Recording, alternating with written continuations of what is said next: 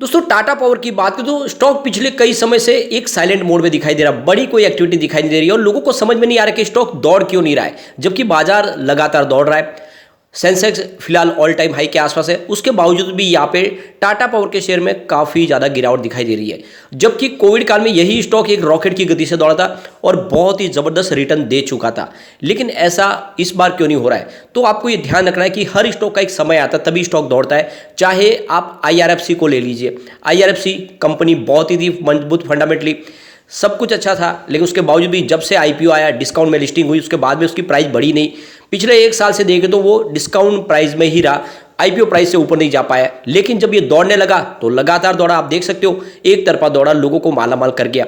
दूसरी तरफ अगर आप देखें तो ITC की बात, ITC जब बाजार में सभी स्टॉक दौड़ रहे थे कोविड काल के बाद, अकेला ITC रुका हुआ था, उसके ऊपर मीम्स बन रहे थे, लोग उसकी मजाक उड़ा रहे थे कि ये स्टॉक नहीं दौड़ रहा है। लेकिन वो दौड़ना कब शुरू हुआ? जब बाजार में सारे स्टॉक गिरे थे, वो अकेला दौड़ रहा था। तो बिल्कुल ऐसे ही है, टाटा पावर कंपनी मजबूत है, फंडामेंटली भी स्ट्रांग है और बिजनेस काफ़ी अच्छा है। आने वाले समय में बहुत सारे प्रोजेक्ट हैं इनके पास, ग्रीन एनर्जी में बहुत बड़ा इन्वेस्टमेंट आने वाला है। ऐसे में टाटा पावर दौड़ेगा जरूर, इस समय खरीदारी का मौका है, ये इसमें आपको इन्वेस्टमेंट करना चाहिए।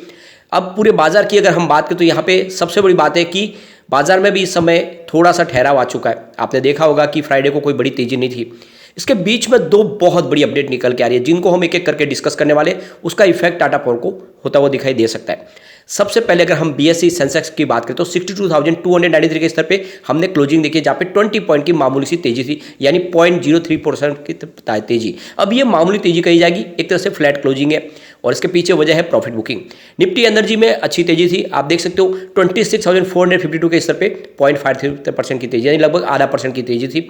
अब टाटा पावर की बात करें तो यहाँ पे हमने तेजी अच्छी देखी काफ़ी दिन के बाद, 224 पर क्लोजिंग रही, जहाँ पे 1.61% की तेजी है। तो फ्लैट बाजार में अगर 1.5% के ऊपर तेजी बनती है तो काफ़ी अच्छी कही जाएगी।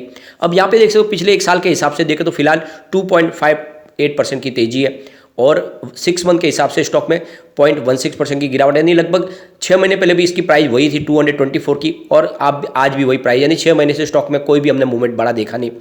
1 मंथ की बात करें तो 0.69% की गिरावट है, यानी 225 के आसपास स्टॉक था। आप समझ सकते हो कि स्टॉक एक ही जगह पे काफ़ी समय से ट्रेड किया और इसी वजह से लोग इसमें काफ़ी ज़्यादा परेशान भी हुए। अब पिछले 5 दिन के हिसाब से इसमें 2% की हमें तेजी देखने को मिली, यानी निचले लेवल से स्टॉक ने फिर से रिकवरी दिखानी शुरू की है। 219 का इसने लो भी बनाया था, आप देख सकते हो अब स्टॉक फिर से पॉजिटिव माहौल में आ चुका है।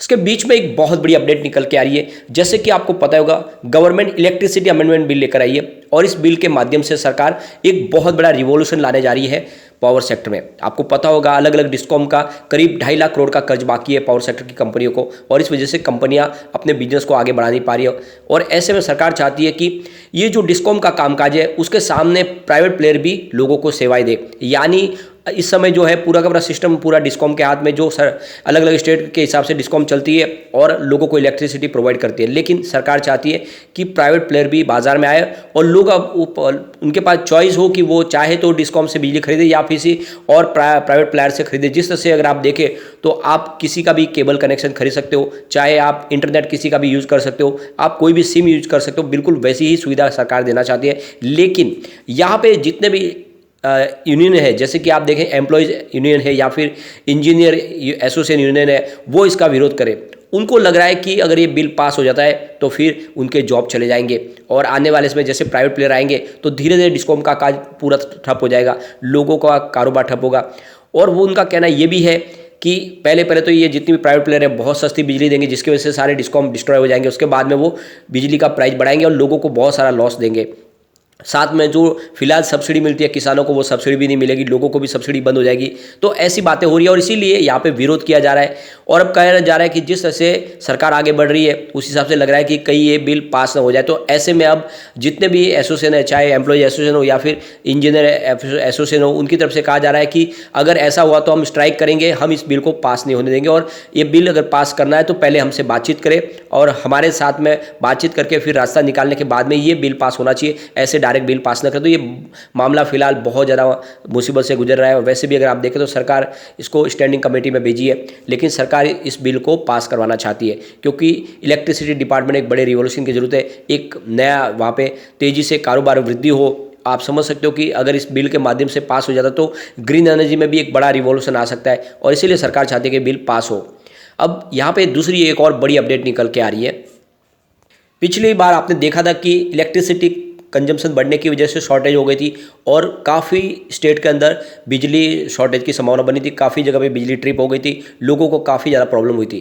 तो इस बार वैसी संभावना बनने की बहुत ज़्यादा कम संभावना है। इसके पीछे वजह यह है कि इस बार जो रिन्यूएबल एनर्जी के सोर्सेज से जो इंस्टॉलेशन है वो भी कैपेसिटी बढ़ चुकी है। इसके अलावा पिछली बार जितनी गर्मी भी इस बार नहीं है।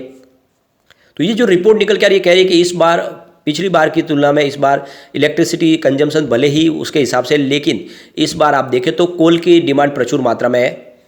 इस बार अक्टूबर के शुरुआत की बात करें तो कोल पावर बेस्ड जो पावर प्लांट थे उनके पास 9 दिन का कोल फ्यूल था, जबकि पिछली बार ये 4 दिन का ही था। तो इस बार देखें तो काफ़ी मात्रा में उनके पास ऑलरेडी कोल थे। दूसरी तरफ अगर आप देखें तो इस बार जो है थोड़ा सा टेम्परेचर भी पिछली बार से थोड़ा सा आप देखो डाउन है, उस वजह से भी जो यूज है थोड़ी सी कम हो रही है। फिलहाल अगर आप देखें तो हाइड्रो विंड और सोलर प्रोजेक्ट के माध्यम से 25.4% की सप्लाई हो रही है, इलेक्ट्रिसिटी कंजम्पशन में उसका योगदान हो रहा है, जो पिछले साल के मुकाबले 22.8% ज़्यादा है। तो उसका भी बेनिफिट देखने को मिल रहा है। पिछले साल जो कैपेसिटी थी total install capacity wind solar की वो 103 गीगावाट की थी, जो इस बार बढ़ के 119 गीगावाट हो गई है। तो उसका भी बेनिफिट देखने को मिल रहा है। तो आने वाले समय में इलेक्ट्रिसिटी कंजम्पशन जिस तरफ से बढ़ रहा है उसका फिर भी उसके बावजूद भी अगर आप देखें तो बिजली शॉर्टेज की समस्या नहीं हो सकती, कहीं पर भी किसी राज्य में इस बार बिजली ट्रिप नहीं होगी। दूसरी तरफ अगर देखें तो कंपनी टाटा पावर बहुत मजबूत है और लगातार अच्छे रिजल्ट हमारे सामने ला रही है। यहाँ पे आप देख सकते हो सितंबर 2021 में उनका 9810 करोड़ के आसपास जो रेवेन्यू था वो सितंबर 2022 में बढ़ के 14,031 करोड़ के आसपास पहुंच गया और लगातार बढ़ रहा है। बहुत ही शानदार तरीके से यहाँ पे आपको रेवेन्यू बढ़ता हुआ दिखाई देगा। पिछले जून के मुकाबले भले ही थोड़ा सा कम हो, लेकिन ओवरऑल आप देखें तो लगातार रेवेन्यू बढ़ रहा है कंपनी का।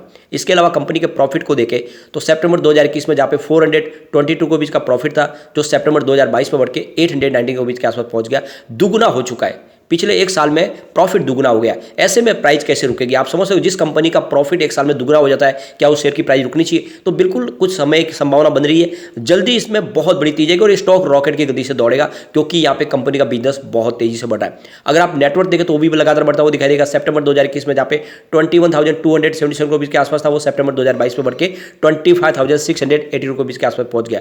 तो कंपनी बहुत मजबूत हो रही है, लगातार अच्छे रिजल्ट हमारे सामने ला रही है। और वैसे अगर आप देखें तो पिछले 2 साल से कंपनी का परफॉर्मेंस अच्छा दिखाई दे रहा है। आप देख सकते हो कि 2016 में जहाँ पे टाटा पावर ने करीब 10% का पॉजिटिव रिटर्न दिया था, बीएसई सेंसेक्स ने 1% का दिया था और बीएसई पावर इंडेक्स ने 1.53% दिया था। तो विनर आपको 2016 का टाटा पावर दिखाई देगा। 2017 की बात करें तो यहाँ पे आपको टाटा पावर ने 23.19% का पॉजिटिव रिटर्न दिया, लेकिन बीएसई सेंसेक्स इस दौरान 27.91% दौड़ा और बीएसई पावर इंडेक्स 19.83% दौड़ा था। तो यहाँ पे आप देख सकते हो विनर बीएसई सेंसेक्स बना। 2018 की बात करें तो टाटा पावर ने 20.95% का निगेटिव रिटर्न दिया और बीएसई पावर इंडेक्स ने 15.98% का निगेटिव रिटर्न दिया। तो लूजर बना आपको 2018 का टाटा पावर। 2019 की बात करें तो 26.34% का निगेटिव रिटर्न दिया और इस दौरान अगर आप देखें तो 14.38% दौड़ा बीएसई सेंसेक्स और 3.65% की गिरावट थी बीएसई पावर इंडेक्स में। तो 2019 का लूजर भी आपको टाटा पावर दिखाई देगा। लेकिन 2020 की बात करें तो 31.34% की जबरदस्त दिखाई तेजी टाटा पावर ने। इस दौरान बीएसई सेंसेक्स 15.75% दौड़ा और बीएसई पावर इंडेक्स में हमने 7.05% की तेजी देखी। तो यहाँ पे 2020 का आपको विनर बिल्कुल टाटा पावर दिखाई देगा। 2021 की बात करें तो टाटा पावर ने 185% का बम्पर रिटर्न दिया। इस दौरान बीएसई सेंसेक्स में हमने 21.99% की तेजी देखी है और बीएसई पावर इंडेक्स में हमने 68.84% की तेजी देखी। तो 2021 का बड़ा विनर बना है टाटा पावर। तो ये आप देख ही सकते हो पिछले 2 साल से बहुत ही शानदार प्रदर्शन है और भले ही समय स्टॉक आपको थोड़ा सा डाउन दिखाई दे, भले ही इसमें गिरावट हो, लेकिन जल्दी यहाँ पे बहुत बड़ी तेजी बनेगी और ऐसे में ये खरीदारी का मौका है। लॉन्ग टर्म का नजरिया लेके आपको टाटा पावर में निवेश करना चाहिए। आने वाले 3 साल में ये 1000 को टच करने की ताकत रखता है। लेकिन फ्रेंड, कोई भी इन्वेस्टमेंट करने से पहले अपने फाइनेंशियल एडवाइजर से एक बार भी ले ले या अपना खुद का रिसर्च करें, क्योंकि मैंने वीडियो आपके एजुकेशनल पर्पज के लिए ही बनाया। वीडियो पसंद आए तो लाइक से जरूर कीजिए और चैनल को सब्सक्राइब कर दीजिए। Thank you friend.